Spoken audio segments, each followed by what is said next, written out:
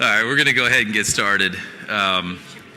We're clearly saving the best for last here. Before the analyst panel, we have the crude oil tanker shipping sector panel, and I think it's going to be a good one. So again, I'm Chris Wetherbee, Senior Transportation and Shipping Analyst at Citi Research.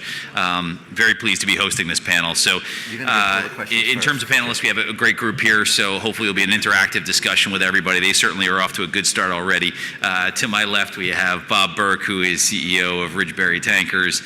We have Ted Petrone, who is Vice Chairman of Navios Corporation. We have Lois Zabrocky, who's the CEO of International Seaways, and we also have Waldegrave, who's the Head of Research at Teekay Corporation. So, you know, it's a good panel with a lot of folks who have a lot of deep insights into the market, and so I guess we'll go ahead and jump in, but would love to have people participate, so if you have questions, just raise your hand. So, you know, we started off the day here with a pretty exciting dry bulk panel, and I guess my goal is to try to make this one pretty exciting too. And we have tanker batting cleanup here. May or may not be a reflection of where we are in the cycle, but let's talk about it.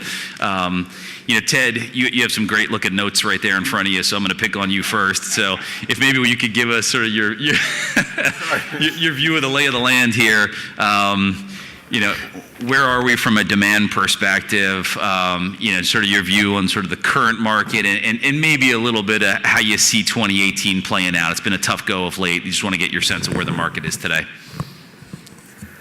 Let me start off with some good news. It's funny because I know we're going to get into this whole thing with IMO regulation and such, but the research team told me today that there's been 10 V's scrapped and only 5 delivered. So we're almost into the end of Q1 with negative fleet growth. Now, I'm not saying you're going to have negative fleet growth this year, but you may have a lot less than we expected going in because of some of these regulations. Having said that, it's a difficult year. You've still got high stocks. You have the core OPEC not pumping. You know, what happened last year was not only did you have new buildings come in, but you had floating storage come back in, right? You had the contango go to backwardation, and you probably had 25, 30 of these come back in. So it was a huge amount of just that have to be sort of, you know, you have to chew through the inventory here. It's going to take a while. It's not going to be good. But I can tell you that if anyone is out there looking at the spot rates that you see on paper, those aren't the actual rates that a lot of us here are earning. The pools are doing well. It's not great, but it's not what you see on paper. Okay. Lois, how do you think the demand environment plays out over the course of 18? So I want to kind of, you know, sort of pull them apart, I guess, for a minute and talk first about demand. We obviously know about what's going on with OPEC. We have another meeting coming up in a couple of months here, but, you know, what's the demand environment look like today, and how do you see that progressing over the course of 18? So I think demand is actually, you know, one of the high spots. Essentially, you've got 4% GDP growth worldwide anticipated for 2018. You know, we had 1.5 million of crude oil demand or product demand increase last year. It looks like 1.4 million barrels a day this year. Most of that comes from emerging markets in the East. And the crude, incremental crude is coming from the West for supply. So from a demand picture, and a long time ago, you know, when you learn about the business, everybody says demand is king. And we need that for a fundamentally healthy market, right? So having that year-on-year strong demand growth at least is a positive for us on the horizon. Sure. Okay. No, that makes sense.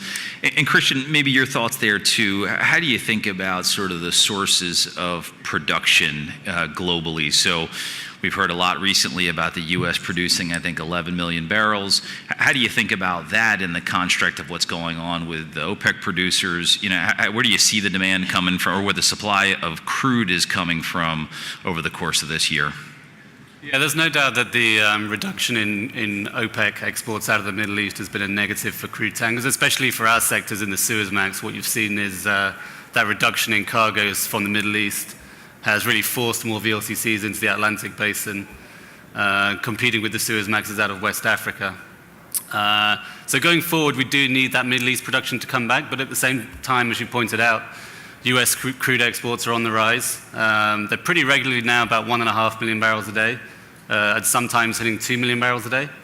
We think there's certainly scope for that to go up to 2.5 million barrels a day by the end of the year. It's really the infrastructure that's constraining it. It's just getting that crude to the tidewater and getting it out. But there's developments on that side in terms of debottlenecking the pipelines and getting more crude down to the US coast. And what we're seeing is more of that crude is going long haul as well. So a portion of it goes to Europe on the mid-sized ships and a portion to Latin America, but an increasing amount is going on the VLCCs to China, which is obviously a big ton-mile route. And so I think that's a positive development on the Atlantic side. So once we get the Middle East exports back, and then with the US crude exports rising as well, once you've got those two engines firing, I think that's what's going to kickstart the crude recovery. Okay, makes sense. Thanks, Nick. Welcome. Too many one-on-ones. We're keeping you busy today. I'm sorry I'm about asking that. for dry cargo ships, which I don't know. Well, we're going to try to make this as exciting as dry bulk, or at least we're giving it a shot. Bob, maybe you could weigh in a little bit too. Just want to get your perspective on the demand environment. Sort of anything you see. You know, this has been an environment where we've seen that sort of this quote synchronized global growth, and you know, obviously that's I think driving a decent amount of demand. But when you think about you know ton-mile demand and different lengths of haul and sort of directions of crude, you know, any sort of comments and anything a little bit different than we've heard at all, or how are your views there? More is better, but and not to be a politician, but that's an interesting question. But I just want to go back to Ted's comment about scrapping for a second. Sure. You know, you said 10 ships, Ted. The numbers we've seen the ship by ship is closer to 15, and from what I hear from my friends on the scrapping side, there are another 10 ships being discussed in the market, you know, as we sit here. And just like on the dry side, and the scrapping we all know roughly what the demand is going to be. Is it 1.5 a day? Is it 1.4, 1.6 million barrels a day? It's not going to be 2.5. So that's not going to surprise us. The supply of ships coming in is not going to surprise us drastically. I think what can surprise us is ton miles and where the oil comes from, where it moves to, and some of that is a pricing mechanism between different crudes. I think what can surprise us the quickest is the scrapping. And what drives the rate of scrapping is a couple things. The volatility of the scrap price drives scrapping, because if you have an older ship, you don't want to be the guy with 42,000 light tons of steel who loses $100 a ton because they decide to wait out a little bit too long. And what also drives it is the market, of course. And if you have a fleet of 10, 20 ships and the older ones aren't levered, and you can pick up 15, 20 million bucks very quickly in a market that's just, I know, Ted, you're correct, we are making better rates than what's published, but the market is chewing up cash for anybody who has any kind of bank debt. It's a quick source of cash. We saw it on the dry side. I think the numbers of ships that got scrapped on the dry side amazed everybody, and I think that's what we'll see in our sector, is the scrapping will continue to surprise us. All right, so I skipped the real question? Yeah, no. It's all right. I got 5 to 10 from Ted. I got 15 here. Lois, can you raise them in terms of scraps that you've seen so far? And you know, maybe what are your projections for the full year in terms of what we think can come out of the market? There are at least 15. Yeah. I wouldn't argue with the numbers. I mean, I think between, you know, negotiation and execution, that's where the differences are. And, you know, one of the things that we've been tracking is kind of every ship that's over 16 years old, of which on the VLCCs you have 122. So why are we tracking over 16? Because we're looking at, you know, every 2.5 years you have to make a dry dock, a CapEx. So every owner that comes up against that is going to look at and run that math and make the logical decision for them, right? So we haven't had any scrapping really since the end of 2013, so 14, 15, 16, 17. You had some in the end of 17, but other than that, you haven't had a lot. So all of the owners are gonna take a hard look at whether or not they wanna invest, and they're gonna make that money back in the next 2 years. And that's a hard choice right now when older ships are making single digits. So it may pay, as Bob was saying, steel prices are up, it might pay for you to sell that vessel and reinvest that money in a higher earning asset. Okay, makes sense. And then, Nick, I mean, what's your perspective on scrapping? I mean, how good could it be, or how big could the numbers be this year? How quickly can that get us to a better equilibrium in the market? Is there enough capacity to take out this year that you could be in a better environment? Well, in order to be able to reach a level that will be meaningful, all of us will have to put up with a bit more suffering for the remaining of the year, because there are, as you know, ships that are approaching their 20 years of age, And as long as they're not due for special survey in the next 6 months, if the market turns, I think they will continue trading, so they will put a lid on the market. However, I believe that with all the changes that we will be expecting to come out in April and May, depending on the 05 emission that we are expecting from the IMO to come out, I think we are going to see increasing scrapping. I think 400. I think an Aframax was sold last week at around 470, which is which makes a VLCC at around 450, which is in excess of 20 million.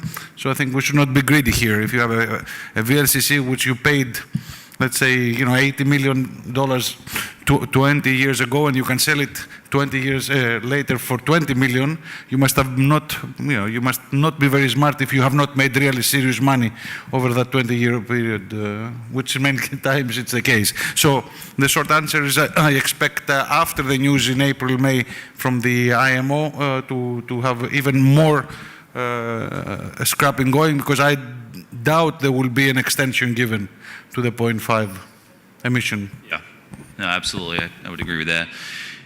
Christian, what do you, so within Teekay, how are you forecasting supply growth this year, vessel supply growth this year? How do you think, when you put all of it together, the puts and takes, what are you guys expecting the fleet to grow this year?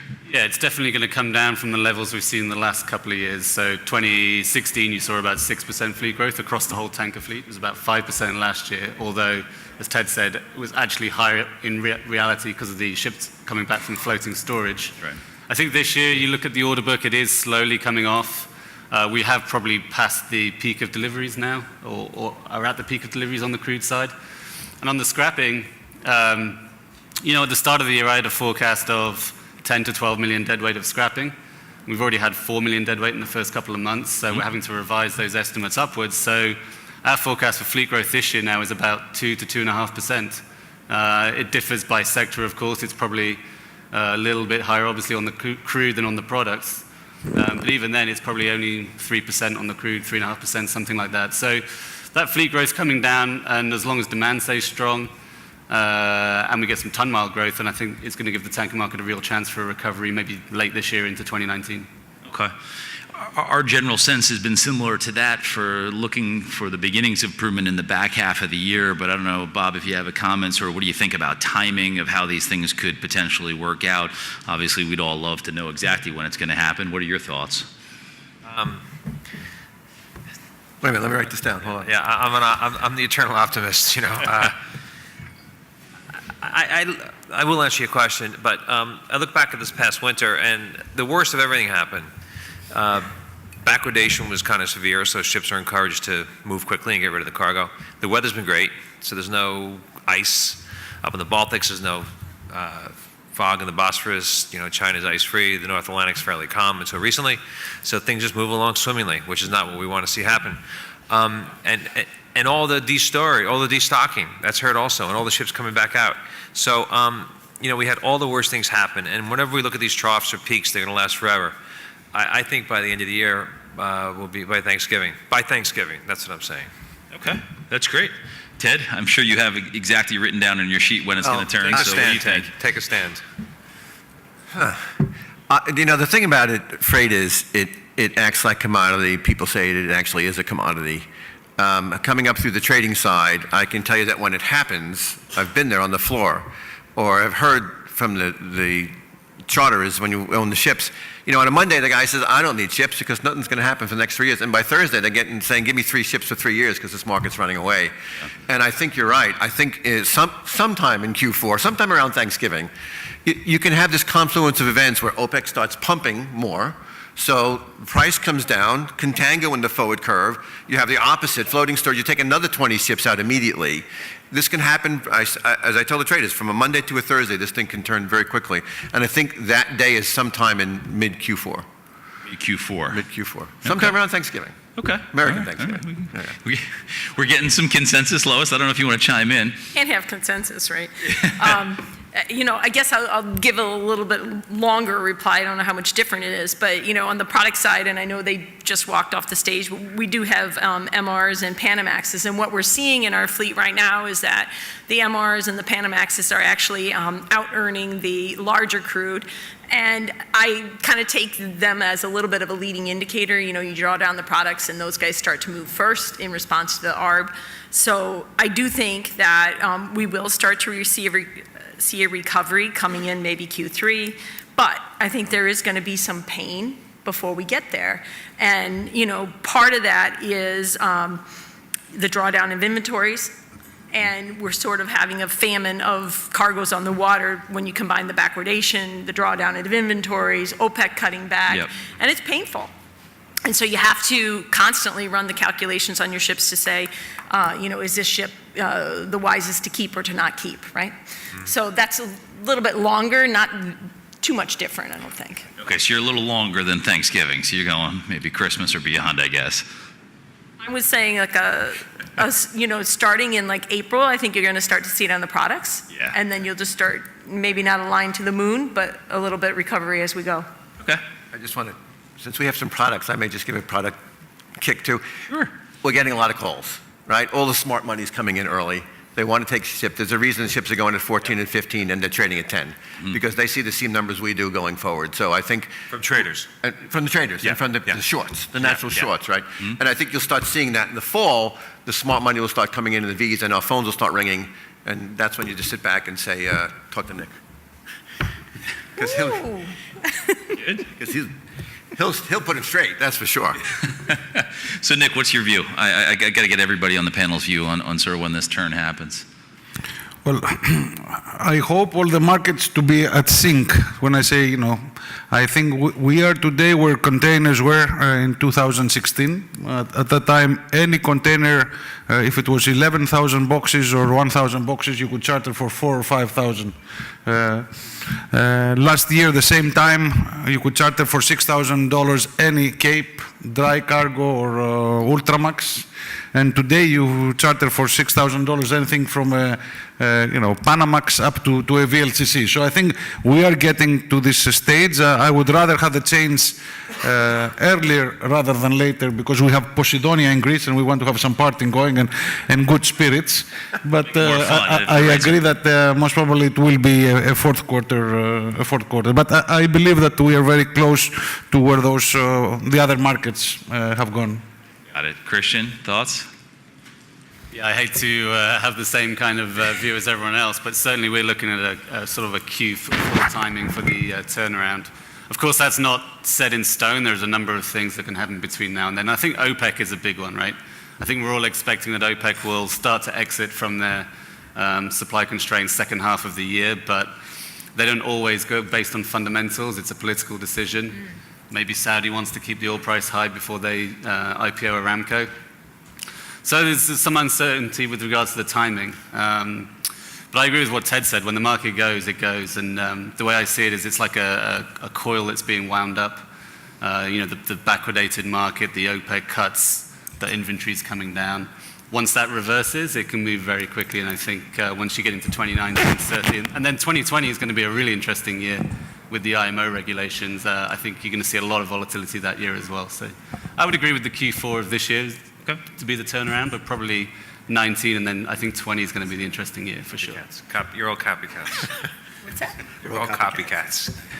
So let's talk a little bit about IMO and your thoughts there in terms of how you all are going to address the issue and maybe how you think the market kind of plays out as people go through and get prepared for either making incremental investments on assets that right now are fairly depressed from a price perspective, or they decide to see what happens in the market and trade. What do you guys think? Maybe Bob, start with you. What do you think about 2020? Well, it's never paid for a ship owner to be first mover. So, as far as scrubbers, I don't think they make any sense for the investment. And I've seen the designs of what it takes to do to a ship. And it's a lot. And the whole thought that you can dump the sulfur in the ocean sounds very quaint. I mean, how long is that going to last, right? It's not going to last very long. So, I mean, I'm not in the business of trying to play an arb between different types of fuel. You know, I'm in the business of moving oil.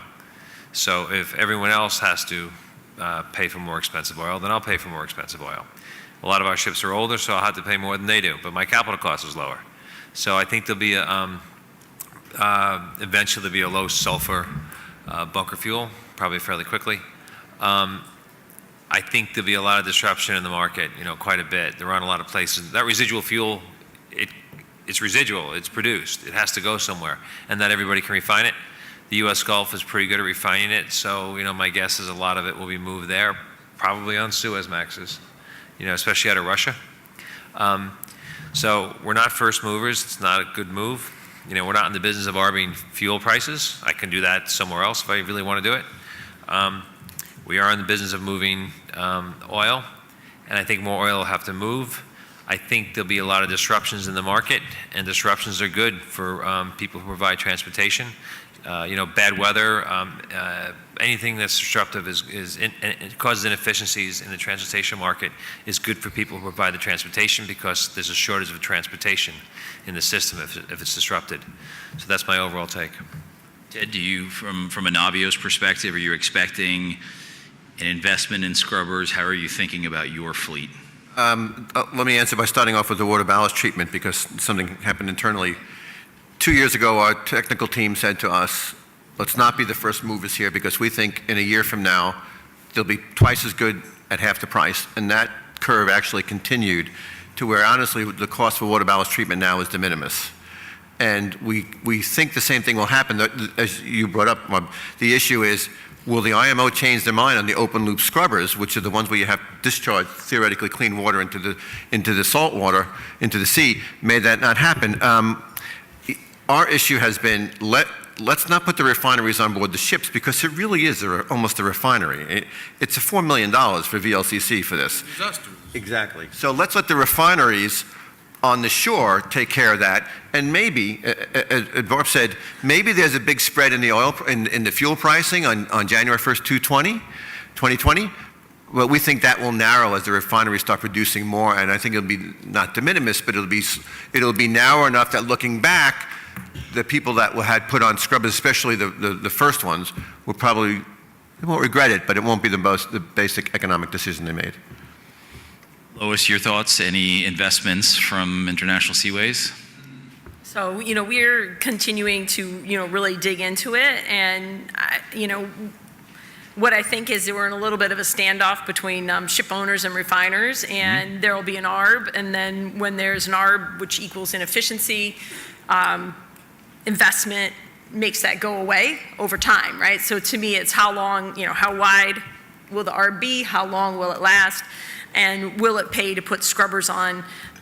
We have not yet made that decision with our fleet, but it's possible that we would do, you know, a little bit of a portfolio approach with part of the fleet. We've heard that from a few people. I've heard that from a few people in different sectors over the course of today.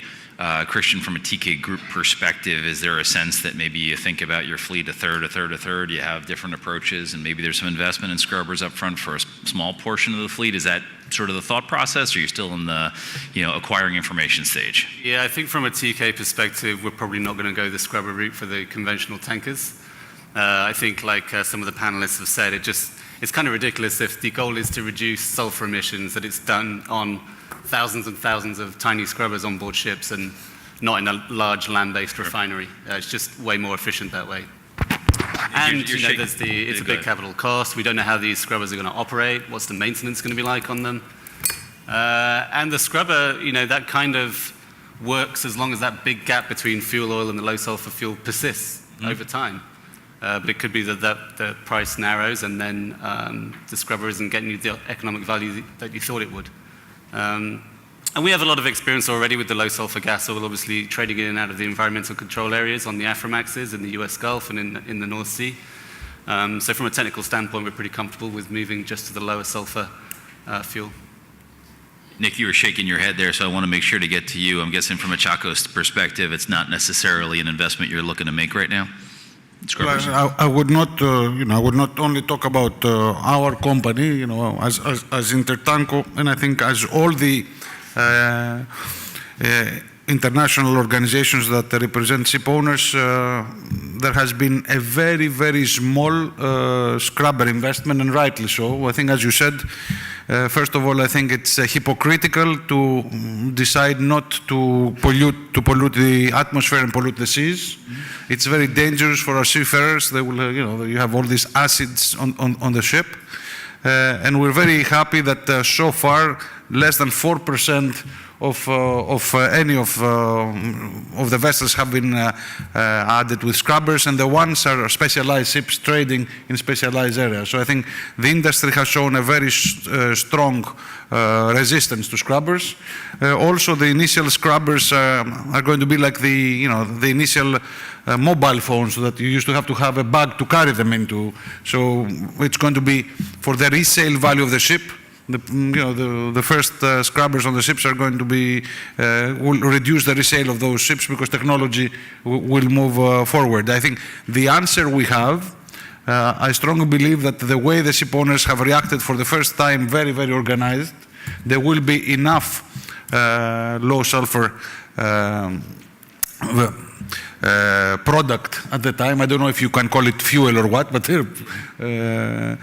at the time, and if it's not, we've done a study that by reducing by 20% our top speed, we can reach the same output. And I think by reducing our speed, that will be also good for ton miles in the industry until the refineries produce this. So I think this is what we're sticking with, and that's what we're doing also as a company. I think if we continue doing this as an industry, we will see that, I believe that January 1st, 2020 will be very much like the millennium bug. Everybody was expecting the computers to destroy and New York to fall apart, and at the end of the day, it was a non-event. Okay. Bob, you mentioned maybe some incremental demand in different trade lanes for different products that could emerge from some of these, changes in refinery patterns and so on and so forth from the IMO restrictions. And then Nick mentioned slow steaming, which is, I think, also a potential solution here. When you look out, is there the sort of silver lining of all of this is maybe a little bit of incremental demand for this sector in particular, or product as well as tanker side? Yeah, I think Lois said, there'll be ARBs, and there'll be not just pricing ARBs, but physical incompatibility between where the residual starts and where it has to be refined, and that'll just increase ton miles. I think it'll be inevitable. Okay, no, that's helpful.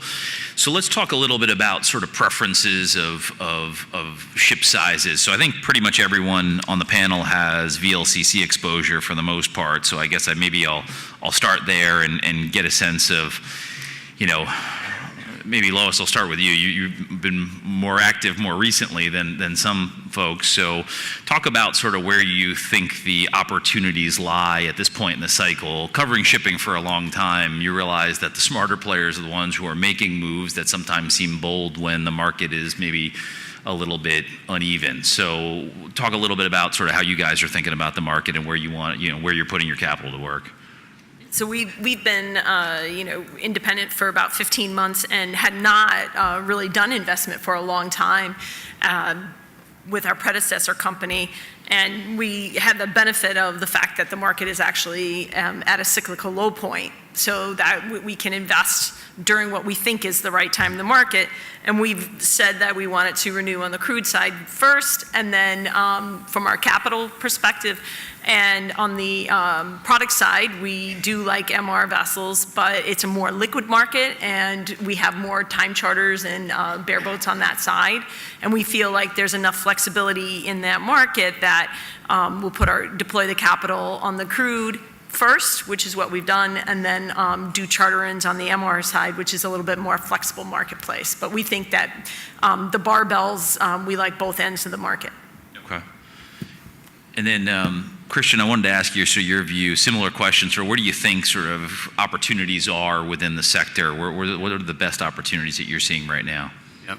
Well, we only have half of VLCC, so that's our VLCC exposure. But obviously, we're majority Aframax and Suezmax, and we've done a lot of moves over the last couple of years to grow that fleet. We did the Principal Maritime acquisition in 2015, and then last year we acquired Tanker Investments Limited. and made sure that those ships stayed within the TNK system. So we built up a pretty good fleet size now. We have 58 ships, pretty evenly split between Aframax and Suezmax, and those are really the markets that we know really well. We've been doing the Aframax since the inception of Teekay. We've been in the Suezmax market a long time now as well. So I think in terms of the sort of where we are in the cycle, I think we're happy with the fleet size we have. Of course, there's more than one way to skin a cat. I think as the market starts to recover, we might look at in-charters as a way of playing up. And we did that in the last cycle in 2013, 2014. We were pretty successful on chartering in tonnage at the low point and riding the cycle up and making the spread. Yeah. Yeah. Yeah, Bob, go for it. We're the only private company up here. Kind of wonder why they invited me. But so we look at things quite a bit differently. We don't have one public entity or one big entity that people have to buy into. When we buy ships, we look at discrete transactions with a discrete group of investors. Riverstone is our major backer and has been involved in all our deals. But we start with a clean sheet of paper, and we look at the different sectors, and we look at the different age profiles. So we may decide right now that 5 to 10-year-old MRs are the right buy, or 10 to 15-year-old Suezes. And so we can talk to investors and say, we think this sector and this age profile makes sense right now because of this, and we want to put this kind of leverage on this, or no leverage, or a bond deal, or whatever we think is the best structure for an investment at this particular point in the cycle. And what that enables us to do is provide the investor with a clean investment, not to dilute their... and there's nothing wrong with the public company at all. It's just a different way of looking at things. So right now we look more towards the middle-aged Suezes, and if we bought those, it would be just a clean play. It gives us a little more clarity. It doesn't give the investors the liquidity maybe that you folks provide them. It's just a different way of looking at things. Okay, that's helpful. Ted, looks like you want to say something. I always want to follow what Bob has to say. Listen, I think if you look at the new building prices on Vs, and that's something that we're focused on inflation-adjusted pricing, 82, 84 million, it's as low as it's been for 25 years. That's why you've seen a lot of people step in when it was lower, right? I think the touch below 80, but I don't know if that was without scrubbers, I don't know. But, you're at a level now where I think people looking back 10 years from now can say, wow, I really should have stepped in when all that ordering was done. So you're looking at asset prices. There's still some good deals to be done out there. I think also the differential, right, say between, if you take you might as well take a 15-year-old and scrap it, because the differential between the 15-year-old pricing and scrapping is very minimal. So you scrap the ship, you get your circa 20 million, you pay off half of your debt, and you buy a 8-year-old at 45 million. I think it's a good renewal for some of the owners that don't have to go out and get a new building. So we don't need more new buildings. I mean, there's less new buildings coming as there are, older 17-year-old vessels, which is why I think a lot of them are positive. Once it turns, the market really is going to turn. But I do think asset pricing is, it's still a good time to step in. It would have been better last year for a lot of people, but still good. Sure. They would have lost money over the past year of suffering. Yeah, so you're paying it now. You're paying the 82 versus the 78, and you're still paying the same price. Nick, want to get your sort of thoughts there. I mean, what do you do? Where are the opportunities that you're seeing? I mean, we are a bit different we just completed, today we announced the completion of 30% growth of our fleet. We added another 16 vessels in the last 2 years, 15 of them just recently. And, so we added 2 VLCCs, a very diversified portfolio, 2 VLCCs, 1 LNG, 2 shuttle tankers, 2 Panamaxes, and 9 Aframaxes. So this shows that we do not have the silver ball to find out exactly, but we go according to whatever the appetite of our clients are. And of course, we try to time our investment in the right time of the cycle. And all of the ships have been delivered with up to 12 years time charters, 15 years time charters, with some of them with profit sharing. So we actually do not choose. We do not choose a segment. I think we let the client choose whatever. So we're like a car rental. If the client wants a stretch limo, we provide a stretch limo. If he wants a small Smart to go around town, we provide a Smart. That's what we do. Good analogy. I like that. As an equity investor, I'm always curious about companies' approaches during these tough cycles, and what are the things that they can do to maximize shareholder value. I think, a couple of things that we think about as equity guys is, number one, you can really attack the OpEx side of the house. I think the other side is you could also manage your capital structure appropriately to make sure, whether it's through selling older ships or paying down debt, that you're appropriately capitalized for where you are in the cycle. I don't know, Lois, maybe I'll start with you. I mean, what are the things that you're doing right now to make sure that you're best prepared to leverage a cycle if it does turn as we're kind of all expecting in the next year or so? Absolutely. We want to be able to give that comfort to our investors through the down cycle. And International Seaways went through a whole process and continue to really carefully manage the vessel expenses. Our G&A, which was, a multi-year effort to really bring that in line and to become what we think is upward in the best of class.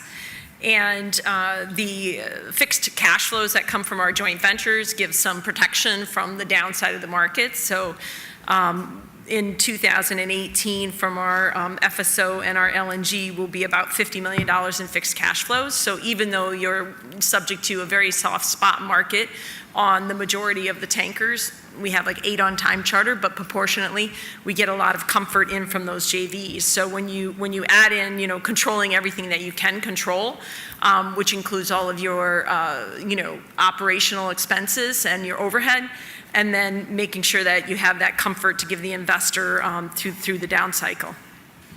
Ted, how do you guys think about that at Navios? It's a broad portfolio of companies, so how do you think about the interplay between them, and what can you guys do specifically so NNA is ready, when the market does turn? Everybody has a different model, and all the models can work in their own way. Our model has always been, whether it's dry or, container's a little bit different, but dry or wet, is that we like to put our ships on short-term to medium-term charter and longer-term as the market prevails. Because usually, in general, a rule of thumb, bottom third of the market, time charter is going to be well above spot, right? In the middle part of the market, time charter is going to be above spot, but then it's going to narrow dramatically. And at the top end of the market, spot flips over time charter, and that's when you do your 2 and 3 year deals when people are screaming. Yep. Having said that, on the tanker side, that differential between time charter and voyage business is a lot closer than it is on dry. It's dramatic on dry, but it's a bit closer on tankers, Bill. So, like everyone else, we like to time charter. We like to show future cash flows. We have, I think it's circa 50% fixed. I think 40% on a fixed rate with profit sharing. So you want to protect, as Angelique always tells us, you got to protect the downside, and the upside will take care of itself. Yep. Bob, any thoughts? No, just what everyone's mentioned. Operating costs are important. They're they're a large piece of the revenues right now. But fuel. Fuel is an important component. I think it's the single largest controllable variable that there is. And during good markets, like a lot of things, when money's easy, you don't focus as much. But fuel is a single component. Okay, got it. So as we're thinking, and if there's any questions from the audience, feel free to raise your hand. We're getting down towards the end of the presentation here, so let me know if you do have questions.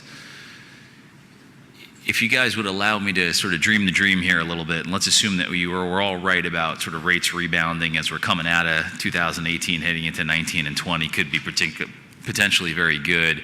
How do you think about where this next cycle could stand relative to previous cycles we had? And maybe the best way I always think about this is, where do you think VLCC rates kind of should be? And whether they're in a broad range, I'll give you that latitude because I know this is a difficult question, but this is the kind of stuff that we get asked all the time from investors, is to sort of sensitize where we think these cycles could play out. So Christian, on the research side, maybe I'll start with you, see what your views are, and you can answer that from a Suez or Afra perspective given your sort of, your exposures, but what are your thoughts? It's difficult to really predict the shape and the length of the cycles because a lot will depend on factors that we can't see at the moment. How many ships are going to get ordered in the next cycle when we get the upturn, what's going to happen on the demand side. But like I said earlier, I think the 2020 is pretty interesting, and as Bob said, it's going to create a lot of new trade on the fuel oil, on the gas oil, at a time when the fleet growth is low. So if you think about mid-cycle being maybe 40,000 a day on a V and maybe 30,000 on a Suez and 24, 25 on an Aframax, something like that, we should get back to at least those levels, you would hope. The question is always how long is it going to stay up there right before the turning point? And what seems to have happened is that, you know, in the 2000s you had maybe a 4 to 5 year upcycle. It was a very unusual market, really driven by China. And then you had a very extended down cycle following that, probably 4 or 5 years of bad market. I think what we're getting back to now is a bit more of regular, or what I would term normal cyclicality, of kind of a 2 to 3 year trough to peak, peak to trough. So that would be kind of how we envision it, that we'll see that run up into maybe 19 and then 20 being probably the real good year. And I would hope that rates would get to at least those mid-cycle, but hopefully in excess of those levels if we get a real strong market. Okay, good. Nick, do you have a view? Does that sound about right to you? Yes, I mean, what we do not want is to have a dramatic increase in rates, because that will create a dramatic increase in private equity jumping into shipping again. So I think if we can live with a steady, let's call it 35,000 for VLs, 30 for the Suezmaxes, 27, between 25, 27 for the Aframaxes, and then anything around, the upper teens for the MRs.